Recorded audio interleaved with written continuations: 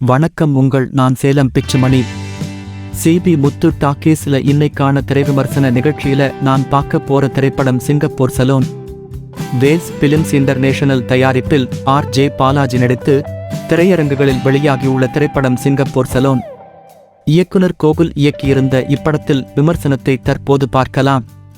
தன்னுடைய கிராமத்தில் முடித்திருத்தும் கலைஞராக இருக்கும் சாச்சாவை லால் பார்த்து நானும் அவர் போலவே முடித்திருத்தும் கலைஞராக இந்திய அளவில் புகழ்பெற்ற சிகை அலங்கார கலைஞன் ஆகஸ்ட் வேண்டும் என்று விரும்புகிறார் ஆர்.ஜே. பாலாஜி.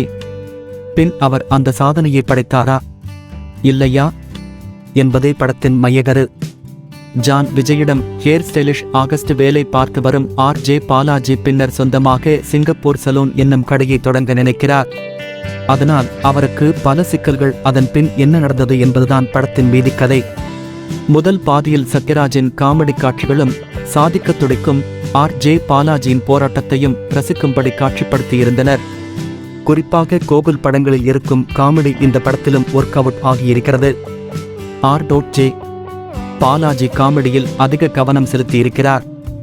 நாயகியாக வரும் மீனாட்சி சௌத்ரிக்கு பெரிய தளவு ஸ்கோப் இல்லை. ஜீவா, லோகேஷ் கனகராஜ் மட்டுமின்றி மேலும் ஒரு தமிழ் நடிகர் சர்ப்ரைஸ் கேமியோவாக நடித்துள்ளார். அவர் வரும் காட்சிகளும் சிறப்பாகவே அமைந்திருந்தன. முதல் பாதி படத்தின் மிகப்பெரிய பிளஸ் ஆகஸ்ட் இருக்க, இரண்டாம் பாதியில் சிறு சிறு சொத்தப்பல்கள். பாடல்கள் பெரிதாக கை கொடுக்கவில்லை. ஆனால் ராவேத் ரியாஸின் பின்னணி இசை படத்துக்கு பலமாக அமைந்துள்ளது. தென்காசி பகுதிகளை சிறப்பாக காட்சிப்படுத்தியிருக்கிறார் ஒளிப்பதிவாளர் சுகுமார். எந்த எதிர்பார்ப்பும் இல்லாமல் சென்றால் ஓரளவுக்கு தியேட்டரில் பார்த்து மகிழக்கூடிய படமாகவே அமைந்துள்ளது சிங்கப்பூர் சலூன்.